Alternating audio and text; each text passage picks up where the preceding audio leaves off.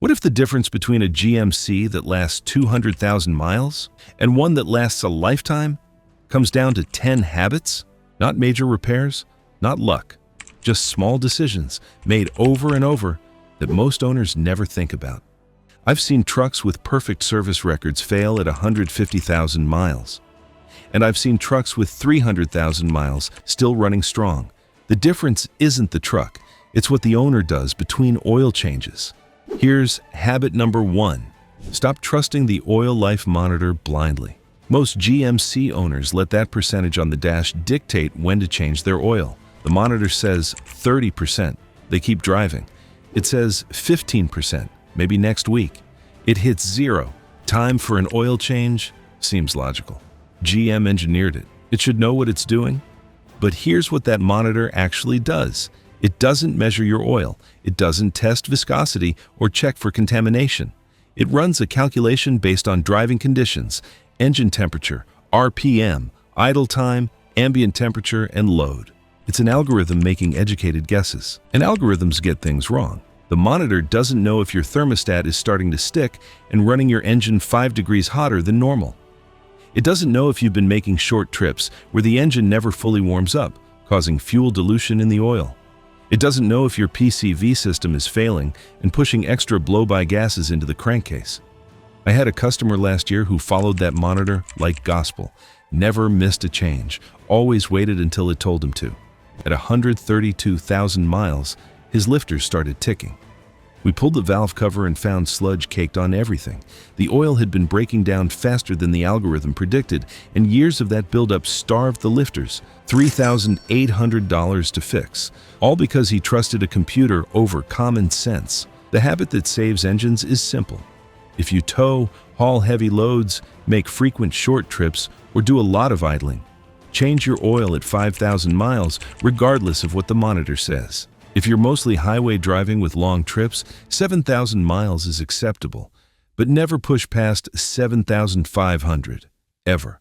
$45 to $70 for an oil change, or $5,000 for an engine repair. Easy math. Habit 2. Warm up your truck before you drive it hard. This doesn't mean idling in the driveway for 15 minutes. That's actually bad for your engine. It causes carbon buildup, wastes fuel, and doesn't warm up the transmission or differential at all. What I'm talking about is the first 5 minutes after you start driving. When your engine is cold, the oil is thick and heavy, sitting mostly in the oil pan. When you turn the key, the oil pump starts pushing that cold oil through the system, but it takes a solid 30 to 60 seconds for oil pressure to fully reach every bearing surface, every lifter, every cam lobe. And even after pressure builds, cold oil doesn't protect like warm oil. The viscosity is wrong. It doesn't flow into tight clearances properly. It takes 3 to 5 minutes of running before the oil reaches operating temperature and does its job correctly. Here's what happens when you skip this. You start your truck on a cold morning, back out of the driveway, and immediately accelerate hard to merge into traffic. The engine spins up to 4,000 RPM. Pistons are hammering, the camshaft is spinning against lifters, and all of this is happening with oil that's too thick to provide proper lubrication. Metal touches metal. Microscopic wear happens. One time means nothing. Every day for 5 years means you've shaved tens of thousands of miles off your engine's lifespan. The habit is easy. Start your truck and let it idle for 30 to 45 seconds, just enough for oil pressure to stabilize. Then, drive gently for the first 5 minutes. Keep RPM below 2,000. No hard acceleration, no high speeds, no heavy loads until that temperature gauge starts climbing off the bottom. This goes for the transmission too. Cold transmission fluid is thick and sluggish. Gentle driving lets everything warm up together. Habit 3. Service your transmission before it asks for it. Here's the truth. Most GMC owners learn too late. By the time your transmission starts slipping, shuddering, or shifting hard, you're not preventing damage.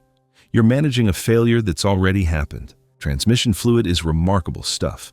It lubricates gears and bearings. It acts as hydraulic fluid to engage clutches. It carries heat away from the torqued converter. It cleans and suspends contaminants.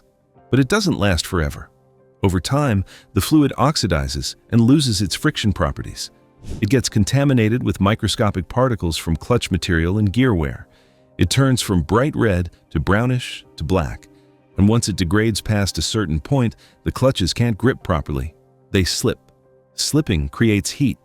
Heat accelerates breakdown. The spiral ends with a rebuild. GM labels some transmission fluid as lifetime fluid. Technically accurate, it lasts the lifetime of the transmission. But that lifetime might be 120,000 miles instead of 300,000. Lifetime doesn't mean what most people think. I worked on a 2017 Sierra last year. Owner never touched the transmission fluid because the manual said it was sealed for life. At 115,000 miles, the 8-speed started shuddering between 30 and 40 miles per hour. Classic torque converter clutch failure. We dropped the pan. Fluid was black and smelled burnt. Metal particles stuck to the magnet. The damage was done before he ever felt a symptom. $4,200 for the rebuild. If he'd done 2 simple drain and fills, one at 60,000, another at 100,000, he'd have spent maybe $300 total and still had a healthy transmission. Drain and fill your transmission fluid every 60,000 miles. If you tow regularly, every 45,000. Don't do a full flush. That can dislodge debris and push it into the valve body. A drain and fill replaces about 40% of the fluid. Do it twice, a year apart, and you've gradually replaced most of the old fluid without shocking the system. Quick thing, if you're getting value from this, hit subscribe.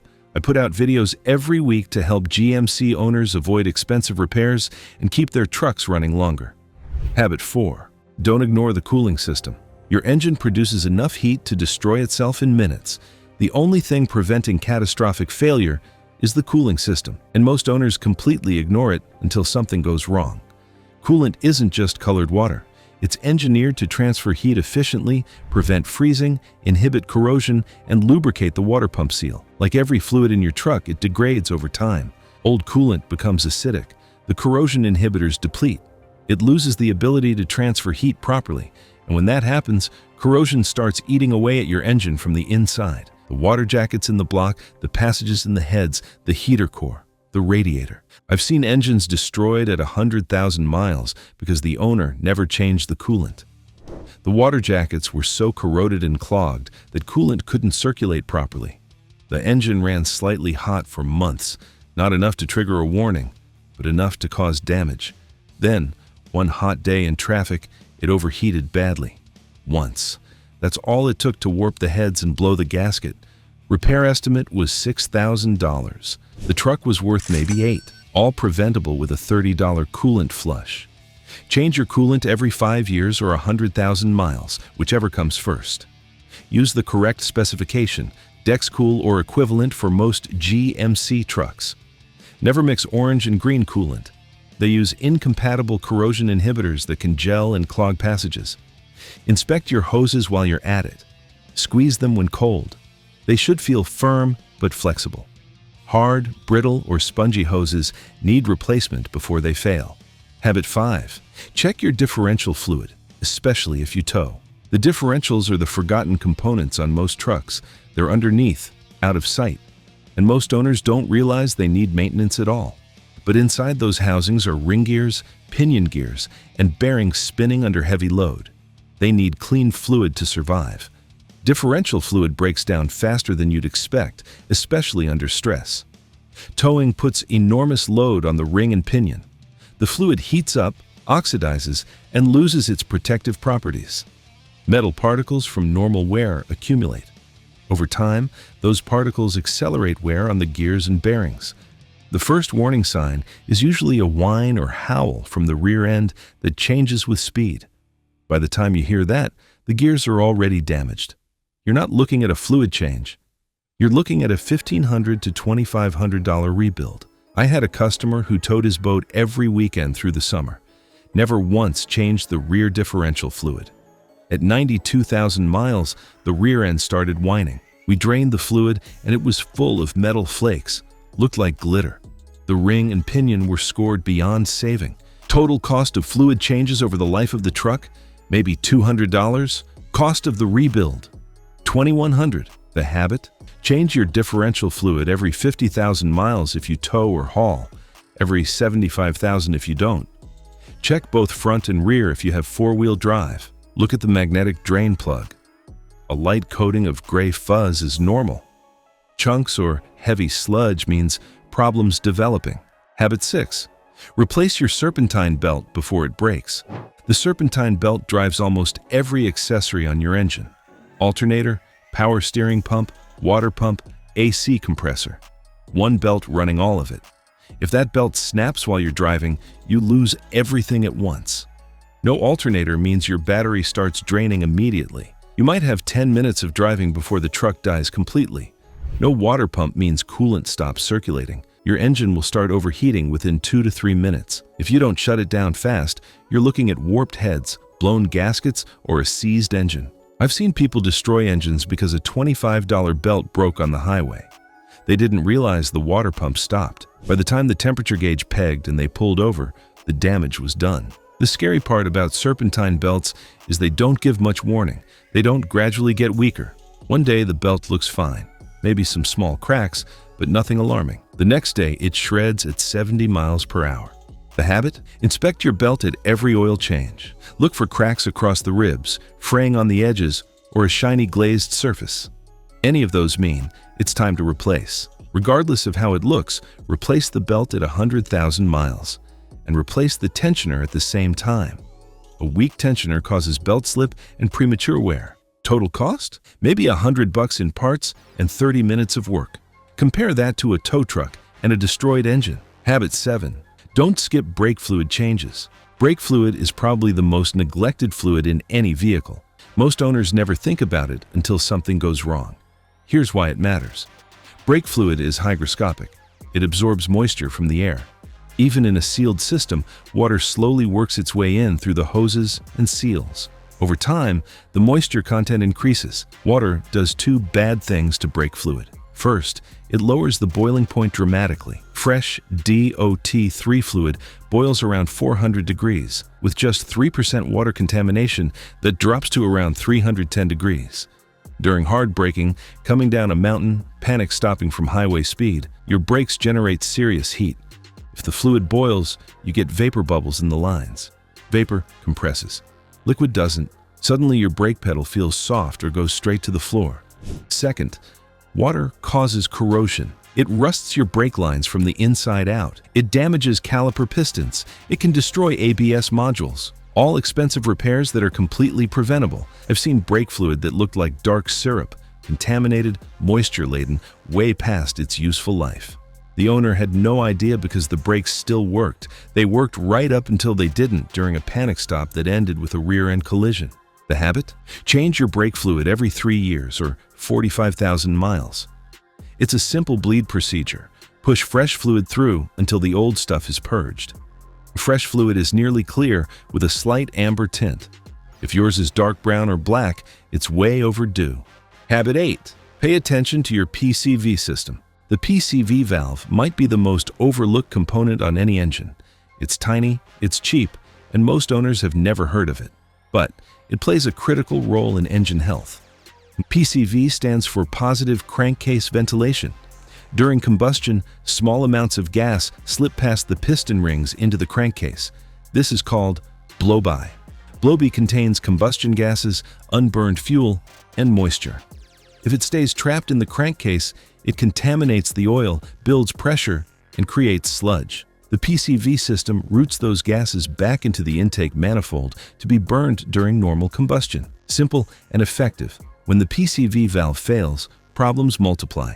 If it sticks closed, pressure builds in the crankcase and pushes oil past seals, causing leaks everywhere. If it sticks open, it creates a vacuum leak that causes rough idle and poor fuel economy. Either way, a failed PCV accelerates oil contamination and sludge formation. I've seen engines burning a quart of oil every 1,000 miles where the owner thought the engine was worn out. Turned out the PCV system was completely clogged. A $5 valve and some cleaned hoses fixed it. The habit? Replace your PCV valve every 50,000 miles. It's usually a 5-minute job. Inspect the hoses for cracks or collapse while you're at it. Habit 9. Don't let your truck sit too long. This surprises people. Logic says not driving your truck should preserve it. Less miles, less wear. Engines are designed to run. Fluids are designed to circulate. Seals are designed to stay lubricated. When everything sits stagnant, deterioration accelerates. Here's what happens when a truck sits for weeks. The battery slowly drains from parasitic draw. Seals and gaskets dry out and start leaking. Flat spots develop on tires. Fuel oxidizes and leaves varnish deposits. Brake rotors develop surface rust. I've seen more problems caused by trucks sitting than by trucks driven hard. A daily driver that's maintained will outlast a garage queen that only moves once a month. The habit? If you're not driving regularly, start your truck at least once a week and let it reach full operating temperature. Don't just idle for 5 minutes. That doesn't get hot enough to burn off moisture. Take it for a 15 to 20-minute drive. Get on the highway. Let the engine, transmission, and differentials all warm up properly. If it's going to sit more than a month, use a battery tender and add fuel stabilizer. Habit 10. Fix small problems before they become big ones. This is the habit that truly separates trucks that last from trucks that don't. Every major repair I've ever seen started as something small: a noise, a vibration, a warning light, a small leak, and in almost every case, the owner noticed it and did nothing. A small valve cover leak becomes low oil level, becomes oil starvation, becomes a spun bearing, becomes a new engine. Fix the gasket early? $200. Ignore it? $6,000. A minor vibration becomes a worn U-joint, becomes a failed U-joint, becomes a drive shaft that drops and destroys the transfer case. Fix the U-joint early? $60. Ignore it? $3,000 in damage. I had a customer who heard a faint ticking from his engine for months, figured it was just how the truck sounded. By the time he brought it in, the lifter had collapsed and damaged the camshaft. What could have been a lifter replacement turned into a full top-end rebuild. The habit? Pay attention to your truck. Learn what it sounds like when everything is right. When something changes, a new noise, a different feel, a warning light, investigate immediately. Don't wait for it to get worse. The owners who make it to 300,000 miles aren't lucky. They're attentive. They catch problems early and fix them before they cascade. So there it is, 10 habits. None of them are expensive. None require special tools or expertise. Just small decisions made consistently over the life of your truck. Oil changes before the monitor says, gentle warm-ups, transmission service, cooling system maintenance, differential fluid, serpentine belt replacement, brake fluid changes, PCV attention, regular driving, and fixing problems while they're still small. Do these things and your GMC won't just make it to 200,000 miles, it'll blow past that number and keep going. The difference between trucks that last and trucks that die early isn't luck. It isn't the model year. It's the owner. It's the habits. Now you know what they are. If you want to know what warning sounds mean your truck needs immediate attention, watch this video next. I cover the 7 sounds that mean you should stop driving right away. And if you're curious which GMC model years are the most reliable, check out my video on the 3 years everyone avoids that are actually gold mines. Thanks for watching. See you in the next one.